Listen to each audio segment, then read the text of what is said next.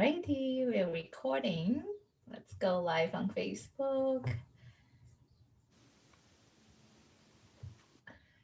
Okay. All right, we are live. Hi, everyone. Welcome back to episode number 5 of the Blossoming into You series. As mentioned, this is the intention and a vision behind this show is to create a platform, a safe, supportive, and nurturing space for women across the globe to come on and to express and blossom into who they are mentally, emotionally, physically, spiritually, and sexually, whatever that looks. And with that being said, I am so excited and so honored to have Ocean, such a beautiful name, to come on all the way, tuning in from Canada. And we are going to be diving deep into topics such as like how to heal from childhood traumas or wounds, whatever that looks like. It's a topic that just isn't talked enough. So with that being said, Ocean, welcome. I'm so excited to have you. Yay, thank you. I'm so excited to be here. I'm really nervous, but this is something I care a lot about. And I'm always trying to motivate other people to be open with themselves. So I'm going to do it.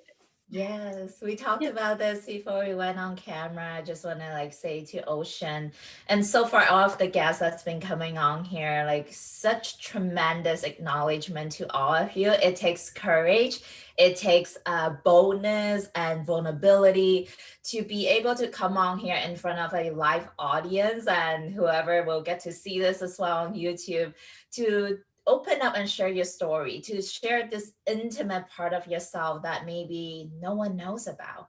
But at the same time, it's not only liberating you to the next level of freedom, but it's also empowering and inspiring people across the globe to know it's okay, to know it's okay to not have everything together, to have pain, to just be wide open. So thank you. Yes, yes, yes. Okay, Ocean. So let's just take it from exactly where we are at right now, because all we have is this moment. So as we're speaking right now, connecting to yourself, connecting deep within, what's coming up for you? What's on your heart? What do you feel called to share? Interestingly enough, I feel like I was really excited and a little nervous leading up to this. And now I feel fear. Like I feel legitimately afraid to be doing this. Okay. And I think that is probably part way to do with like it's not fun digging into your childhood trauma. It sucks. It's always kind of a good bad time. You know, you have a terrible time, but it's so cathartic and it's so necessary that afterward you feel a lot better. But I'm definitely nervous. Like immediately, what floods into my mind is just so many different things that happened to me as a child. And the reason I really wanted to focus on this specifically, I've done a lot of personal development throughout my life. Like I've always been with me, so I got to deal with me. I'm going to work on me. I'm the only person I have at the end of the day. So, yeah, I found that for me throughout trying to heal all the things that have happened to me. Things have happened to me in my adult life. Things happen every day. Things are happening in the world right now that are crazy. But I've found that the things that come up the most consistently and that are the hardest for me to deal with in my daily life, like they keep coming up again and again and again, are things from my childhood. And I think, this is my theory, I think the reason that they're the hardest for me to deal with is because when I experienced that trauma, like when you're a child and you go through a trauma, you don't have those tools yet with how to deal with that. You go through the same thing as an adult and be fine. But as a child, you're so new at everything. Every new experience is kind of painful. And then when it's a really actually painful experience, you don't know what to do. It just kind of shuts you down. And then that becomes something that's a building block for who you become later. And because it's a building block, it's so hard. It's so hard to rewrite that because it's ingrained into you. It's become like this thing you've told yourself over and over and over. Yes. Yeah. Yeah, 100%, Ocean. Everything that you just said, like you are spot on. At that age, like as a little 5-year-old girl, or a 5-year-old boy, our level of consciousness it was just not to a place where we could understand what was happening. So something that wasn't even about us, that maybe our mom was feeling unwell that day and she couldn't give us the attention that we needed or the love that we needed in that moment, we didn't know how to process it as a 5-year-old or 6-year-old or whatever. At that age, our level of consciousness was just not enough to process. So we make up stories about ourselves from that incident. We may think like, oh, I'm not deserving of love, I'm not deserving of attention. And we make up all these stories and aspects of who we are that we have cultivated as a way to protect ourselves from those pain. And it's a part of us now. So you're 100% right, your theory. And then you're so self-aware. And it takes a lot to even get to that place of understanding. But before we dive deeper, thank you for acknowledging that you feel fear. Like that is the first step to allowing, holding space for what's coming up, is acknowledging it with radical honesty. So let's take a deep breath together. Let's ground ourselves. So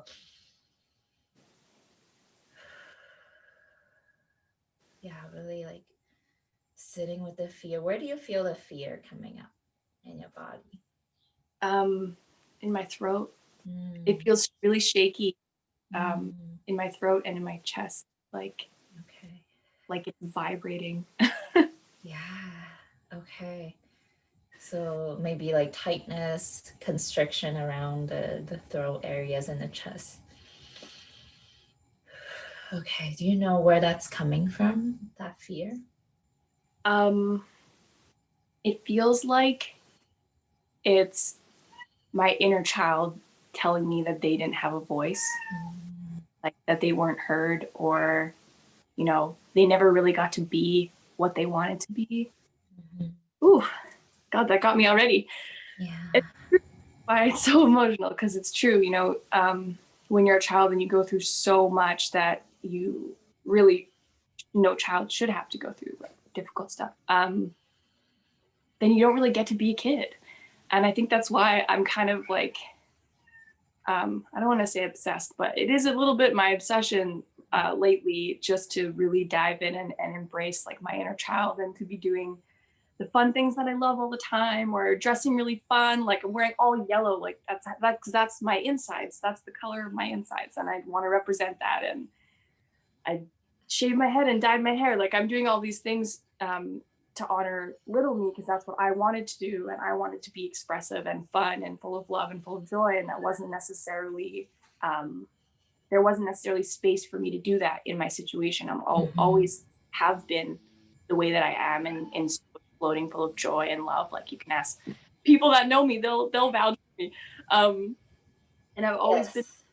but there wasn't always space for that. When things are shitty and nothing is going right, there is necessarily always tolerance even for being so joyful.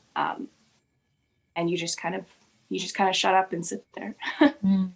Yeah. And I hear you 100% Ocean. I'm experiencing a very beautiful, blossoming, unfolding essence of ocean deep down that's been buried for so long. And you're rocking the color yellow. The yellow to me, it's like representative of joy, the sunshine, this radiance. And I love that you're rocking it with the pink hair. It's like you're out of the, like this so powerful, big personality, like this color, this essence, like this edginess about you, and it's all beautiful. But this is Mhm. also what I'm experiencing, right? The more that we feel this desire and this need to heal ourselves, to fix ourselves, or to break through these limitations, it's also a way that sometimes as a cover up for the pain that is not being seen, that is not being felt, that is not being acknowledged. And even noticing, like just now, you were feeling the emotions coming out. It's surfacing, but then you went to explaining all of the things that you're doing now to not feel the pain. So did you It's notice? so hard. Yeah, and it's okay. It's 100% okay because whatever that happened in your past and your childhood may have been really painful. Like, we don't want to feel that. None of us want to go there and feel it again. But the truth is that pain is in your body. Like, it's there, and we get to hold space for it. So tell me more about this feeling of not having a voice. Growing up, what were the incidents? Like, I mean, obviously feel free to share as much as you want to share, but like, what were the exact things that were said to you? Do you still remember the comments or the words or the painful things that were said to you to keep your voice small, to keep it non-existent? Um, there are a couple things that come to mind that I don't want to say because I just don't want to. I don't want to target those people, and I've, as much as I can, I've moved on from those things. But when I think about my childhood, it doesn't necessarily narrow it down to things that were like said to me, Okay. as much as what was going on in my environment. Actually, there were a lot of things said to me. I think about that. But it was more like my reaction to other people and my reaction to the people around me. Like from such a young age, I was confided in from like the adults in my life with things that I shouldn't have known and I shouldn't be part of, or from, I don't know, like 8 years old and younger for the rest of my life. And like things that I wasn't allowed to tell people, like things that I was sworn to secrecy about that I didn't want to know, but that I was continuing to be involved in. And so that kind of made me feel like isolated in myself, that I knew all these things that I didn't know what to do with. And then also kind of like rushes you out of childhood. Like I had as much of a childhood as I could have. Like everyone plays with their toys and it does creative things and plays with their friends and stuff. But at the end of the day, I did a lot of things that were for adults. I, took care of myself a lot. I took care of other people a lot. I was like the emotional punching bag for my mother, um, which was a lot. You come home, your mom's a mess. She's crying every day, and you comfort her, and you don't even know, well, like what to say. Like, it sucks to have had to mature that quickly. I think I learned a lot. You gain different knowledge when you go through. So Ocean, tell me more of like, how did you get the message that you weren't supposed to tell anybody of these things that were confided to you? Like, how did they make you know that? Like, don't tell anyone. They just told me. They said I couldn't tell anybody. Yeah. And what happened if you did? Like, what were the consequences that would have happened? Well, I guess I can kind of say about being too specific. So my mom was the person confiding in me way too much.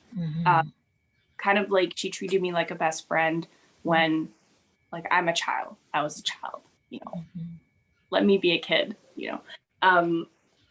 So she was the one who was confiding in me because I really think that she needed somebody and she didn't have somebody. Like, I can only be so upset about that because I love her and I loved her so much that I was okay and not okay with what was happening at the same time.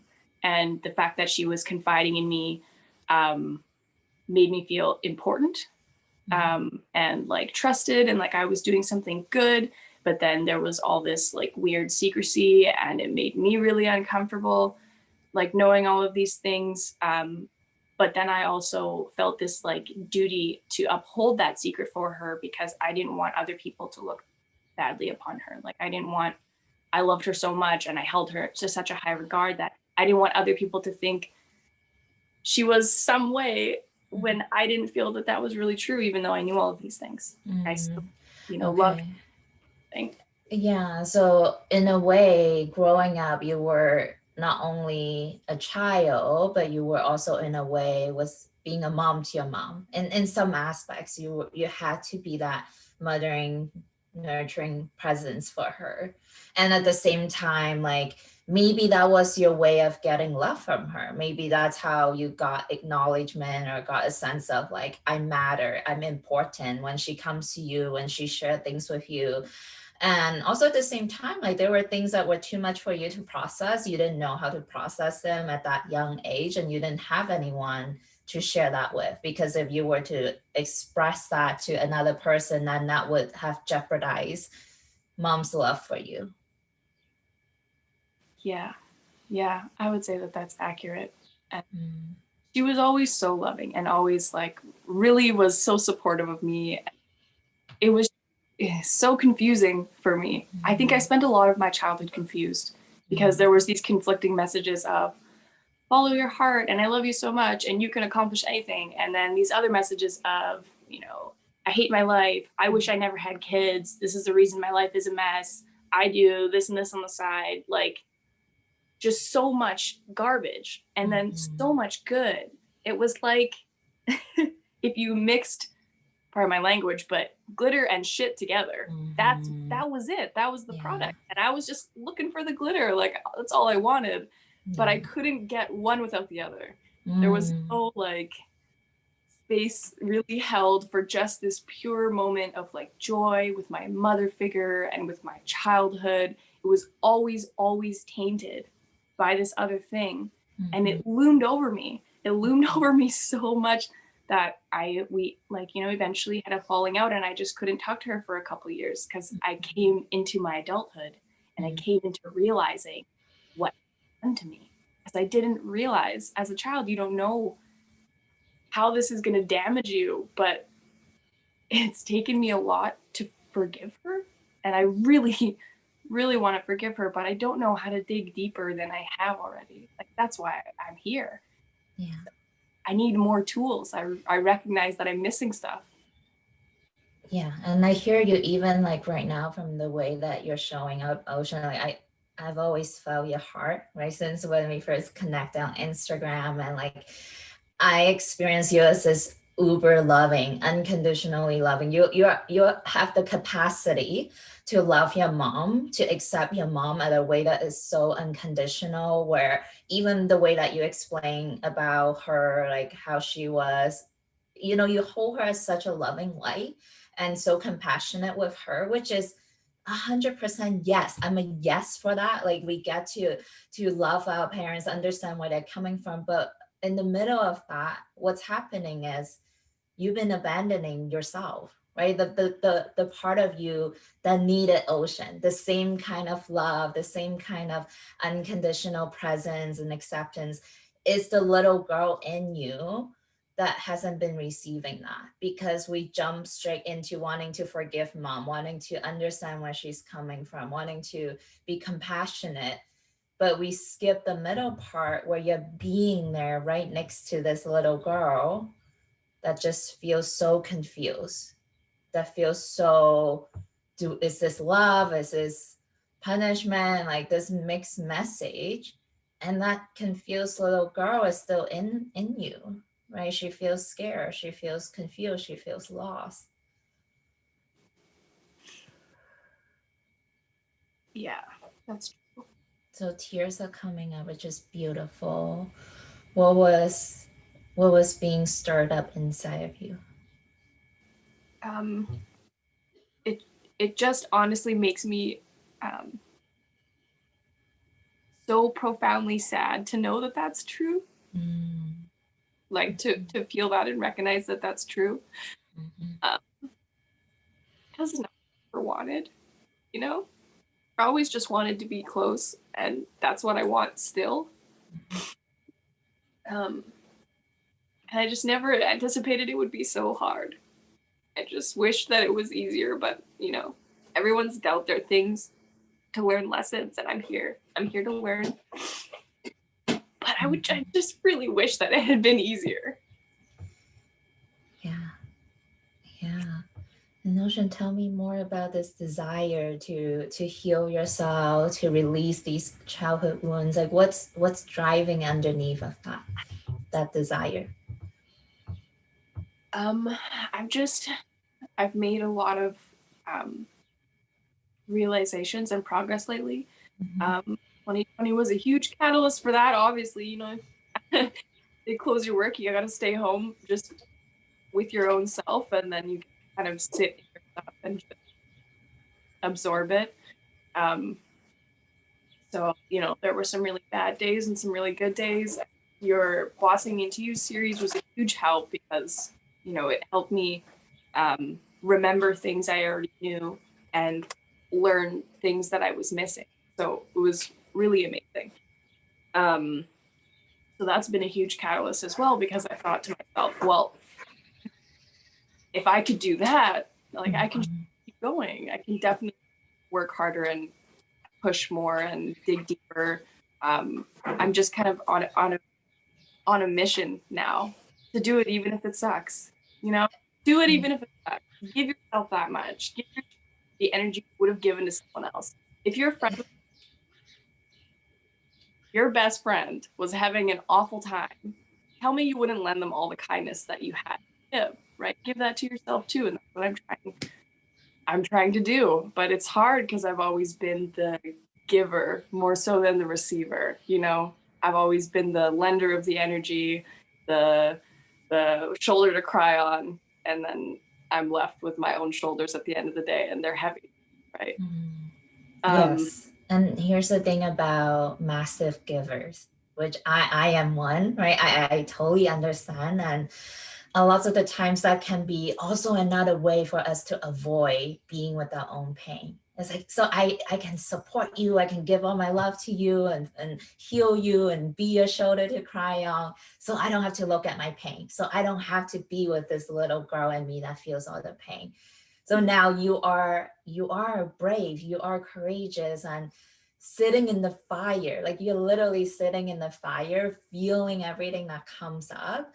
And to be willing to go to the places where it's dark and scary and like you don't know what's there, to go through the depths of these valleys like in your own soul, it takes courage, but it also tells me like there's this huge desire.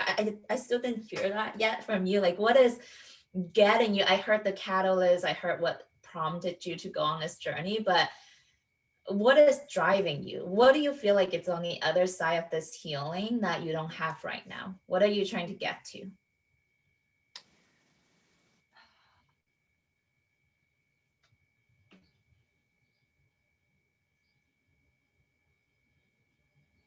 When I stop and really listen, the answer is just me. I think that I was lost for a long time. And I'm remembering me. And I miss me. Because I remember how I used to be before everything. And how I tried to be while everything was happening and whatever. So I think I just miss myself, and I finally recognized that I'm not fully like there. You gotta also, like, I had to recognize that I wasn't there to really work on it. So I think that's it. It's just like I was looking in the mirror and I'm like, where did I go, and how can I find me again? So I'm finding me, but I haven't fully found me. And I that's really what I want. Got it. So the pain that's really driving you to do this deep, courageous work is feeling like you've lost yourself. You've veered so far off from who you know you are. And now you're getting glimpses here and there of remembering like who Ocean really is deep down underneath of all these layers of untruth, of these aspects of yourself that you have cultivated as protective mechanism, as coping mechanisms. And now you just want to peel all those back and to get to the core of who you are, is what I'm hearing you say. Okay. Okay. So what if entertain this possibility that what if this need and this desire, this ambition that you have to heal yourself, to let go of these trauma, it's also a cover up for you rejecting who you are right now. It's like there's a part of you that don't accept the Ocean that's right in front of you, that you're seeing in the mirror, that it's not okay. Where I'm at right now, it's not okay. I need to get to this other place that is better, that is acceptable. I feel like in some way, yes. But I also have to give myself credit. Like, I've come so far, and I really do love myself when I look in the mirror. I really do. Yes. And I think that's why I feel like I owe it to myself. Like, you know, I've owed so many things to so many people, or felt like I did. You know, you always feel this implied owing. But I owe a lot to me. I owe it to myself, to not let this stuff weigh me down anymore. Yes. And this is not to discredit like how far you've came. I 100% trust how far you have came, and you get to find Ocean, and you get to express this total authentic like true version of yourself and share that with the world. You get to have that, but the difference would be like how you're getting there. It makes all the difference, right? There's one way you can get there, which is to constantly feel like, okay, I need to do all these work to fix myself. There's still these trauma in me that it's holding me down, it's weighing me down. So I need to do the work to get to the other side. So, and when we're in that conversation, then are we are we in judgment, or are we in acceptance of what is? You're asking me how I Yeah. feel? Yeah. Um, I would say acceptance. I think acceptance. I think that I was in judgment for a long time, definitely, and more recently have shifted to acceptance. If I was in judgment, I never would have done this. Let me tell you, I never would have done it, because I would not have thought that I was worthy of even doing this.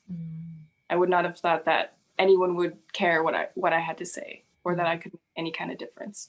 But I accept that I'm learning and growing, all the time, and that gives me this allowance for being imperfect. Okay. I tried for perfection for my whole life, and then realized it didn't exist. What a smack in the face. But So yeah, so where do you feel weighed down right now? Like what do you feel like the blocks are on your path? What is still getting in the way for you? um, I feel like it's still my voice. I feel like it's so hard for me to say out loud to the people who have hurt me that they have done that. I can say it to myself all day long, because I know it. But I still can't. I can't the like. I wish I could tell my mom. I wish I could talk to her about it. Um, Okay. but I can't bring myself to do that. Are And I you don't know how are, to. yeah, are you open and willing to maybe try it here? And yeah, I know you say you've been saying those things to yourself, maybe within like maybe in journaling or meditation, but are you willing to give it a try and to like verbally express that here with me, to say some of the things that maybe you've always wanted to express to mom? Um,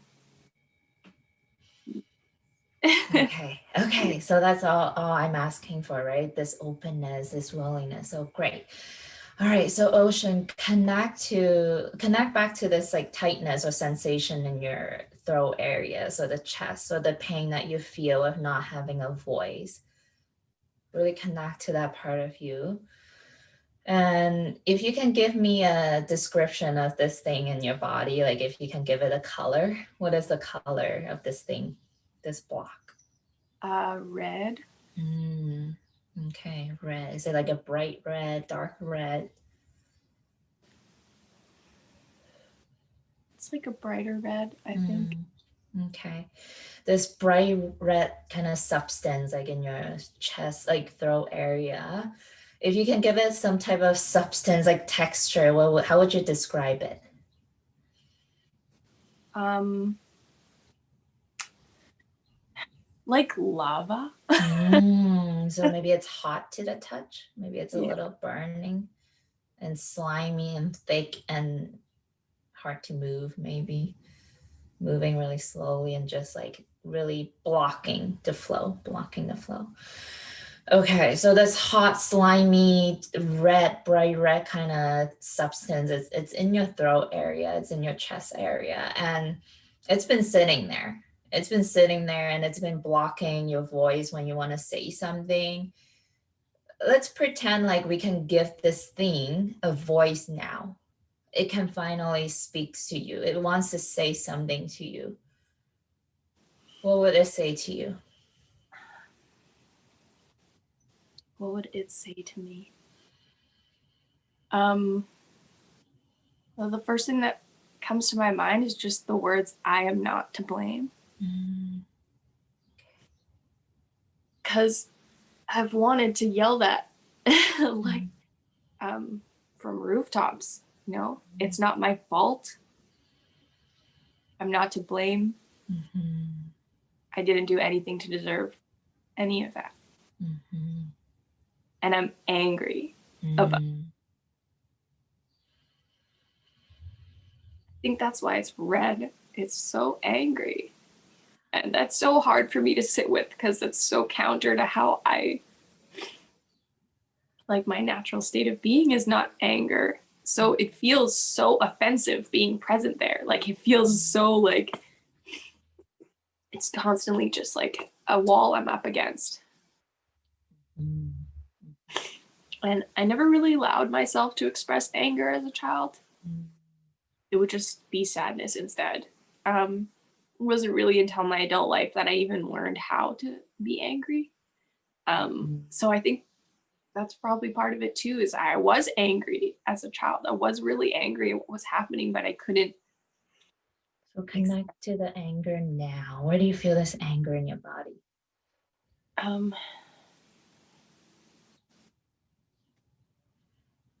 In my head. Okay. Move to my head. Yeah. Okay, this anger in your head. Maybe some explosive sensation. Maybe do you feel pain? Is there sharp pain anywhere? Just like dull in the back of my. Okay. Okay. Anger just brewing up in you that hasn't been allowed to be felt in your body. Do you feel it anywhere else in your body? In my hands. Okay, in your hands. Yeah, it's so weird. I'm feeling it too. I'm feeling I'm almost feeling like this hotness, like in the palms of my hands. I'm feeling that. Do you feel it in your tummy? Yeah. Okay, this anger. So, Ocean, I have another request. Are you courageous enough for us to maybe process some of that anger together on this call? Yeah. Okay. So let's close our eyes together for this process. So we'll take a deep breath in, breathing in, filling up your whole body with some air, some light, and then breathing out through your mouth. So feel all of this anger that's brewing up in your body right now. It can be the back of your head. You're feeling the tension, the tightness. Maybe your eyebrows are tightening up. And you're feeling this anger in your hands, this hotness sensation that's just clenching. Maybe you're clenching your fist. Your whole body is tightening up. You're feeling it. You're feeling this brewing sensation of anger from the depths of your belly at the core. It's just there. It's been sitting there. It's been buried away for so long. And really connect to this anger and feel who it is towards. And don't judge it. Don't judge this anger. Understand that anger and sadness and frustration, all of these are equal expression of the divine.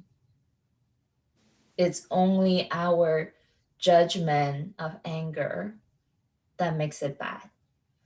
So allow ourselves a space to really feel all of this anger towards this person, whoever that may be, that have hurt us.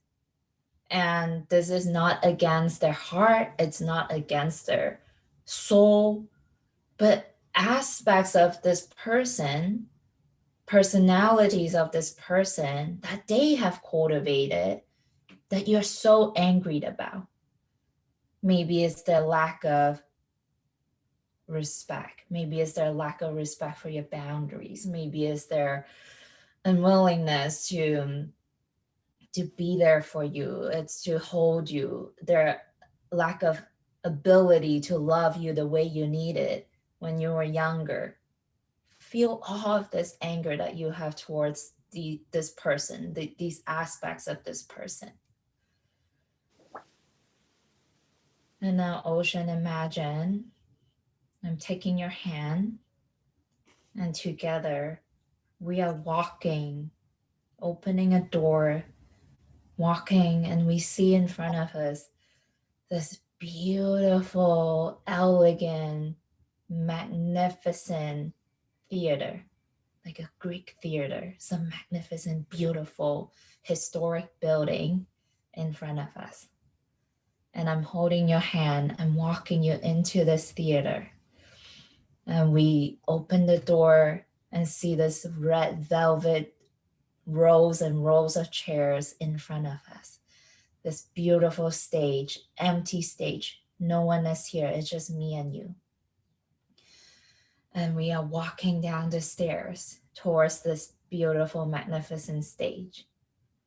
And on the stage, there's a stool. And I'm taking your hand, walking you, guiding you on this stool. You're sitting down. And imagine you are dressed in your most magnificent, badass, powerful outfit, warrior like goddess outfit. You are dressed in this gladiator, whatever works for you outfit. You are in your power and you're feeling all of this anger and you're so ready to unleash this primal part of yourself, the anger, the divinity in you.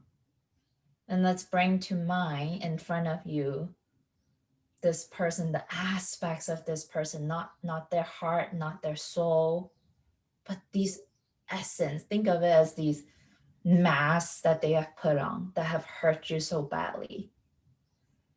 And in front of you are different weapons of choices. It's up to you.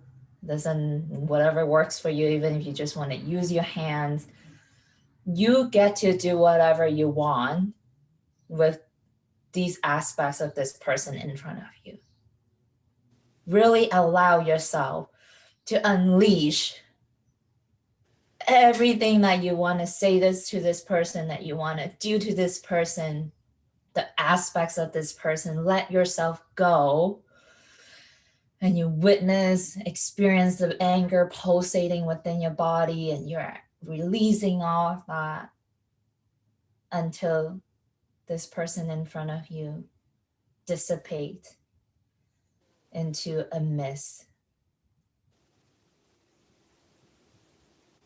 And then I'm grabbing your hand again, acknowledging your courage to express your anger. And then together we look up at the far, far, far back, out at the towards the end of the last row of seats at the back of the theater. We see this ball of glowing light just emanating, coming towards you. This ball of light represents the spiritual divinity, the essence of the person that have hurt you in the past. Maybe it's here to represent a spiritual master within that was here to teach you a lesson. Whatever that represents to you, the lesson that it holds. Imagine expressing your hand out to capture this light and bring that light press into your heart. And feel this light saturate and emanate through your entire being. Understand that there's a part of you, the pain, the anger, the loss of power, the loss of voice has came back home to you. We have integrated it. And now the stool that you're sitting on became a magnificent throne. And you are in the most royal attire that you can ever imagine. Maybe a beautiful dress, a beautiful yellow dress or red dress, whatever works for you.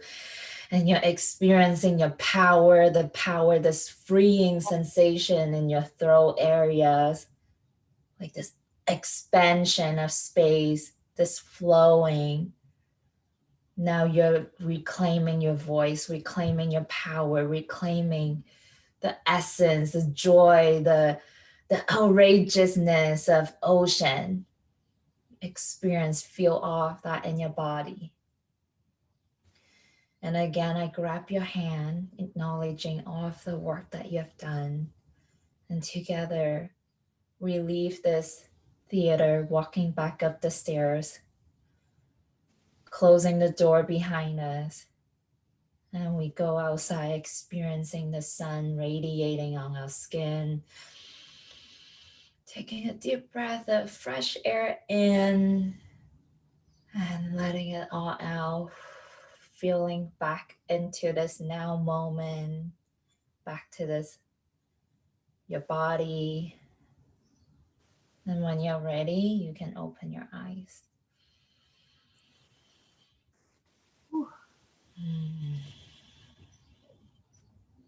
What came up for you, Ocean? How are you feeling now? Better. At some point though, my whole body was like vibrating. Like every muscle was just like holding on for dear life to my bones, it felt like.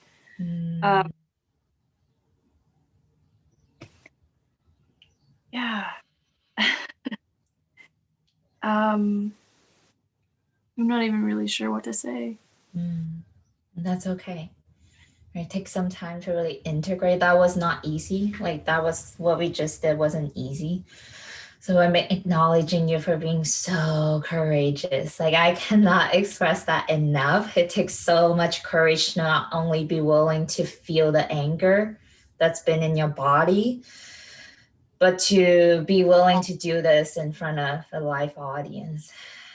So, right. So be easy on yourself. Like it's okay if you're in like a state of maybe confusion right now, or maybe a state of kind of numbness. That's okay. But tell me again, connect to this space right now. How do you feel right here in your throat? Like lighter. Lighter. Mm-hmm. Yeah. Something did come up, a very distinct feeling of betrayal. I felt betrayed. Okay. Which is not really a word that I had put on it before. But it feels right that that's how I feel.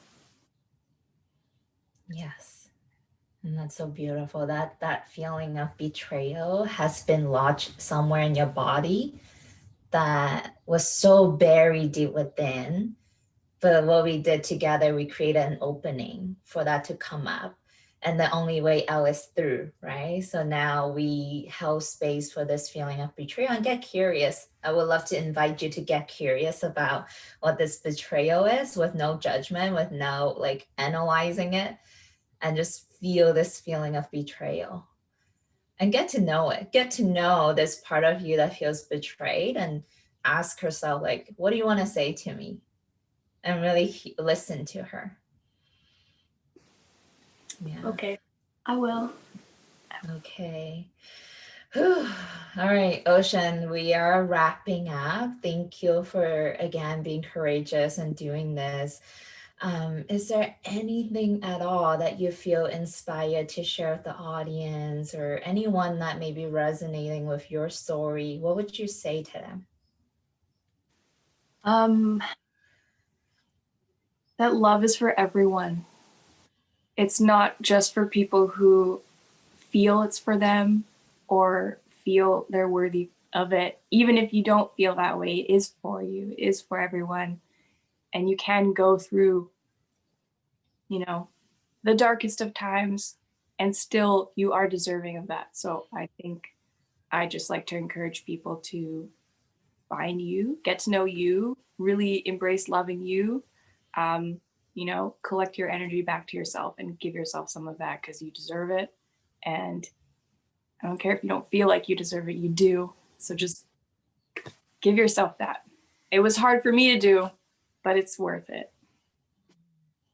So beautiful. Yes, we all could use a little reminder here and there. So thank you, Ocean. And the best reminder that we can, the work that we are doing is to be the love that lots of people out there are yearning for. Mm. So thank you, Ocean. I know you are love. You've been this way ever since I've known you, even over Instagram. So thank you for being a stand for unconditional love. And it all starts with you, and you've been doing that. And thank you everyone for tuning in today. Every time when you dedicate time like this to listen to something or to tune into something that resonate with your soul, and this was an hour that maybe you could have listened to CNN or like the news, but you chose to listen to your soul. You chose to listen to your heart, and did something that really served not only you but humanity as a whole. So thank you for tuning in, and please share this with anyone that you know in your life could really benefit. And if you would like a chance to be courageous and bold and vulnerable and come on here and be my guest, I would love to have you. And we get to have our voices be heard. So thank you, Ocean, for leading the way. Thank you. Wonderful. You are so welcome. And everyone else, will see you again for episode 6. Until next time, take care and sending so much love your way.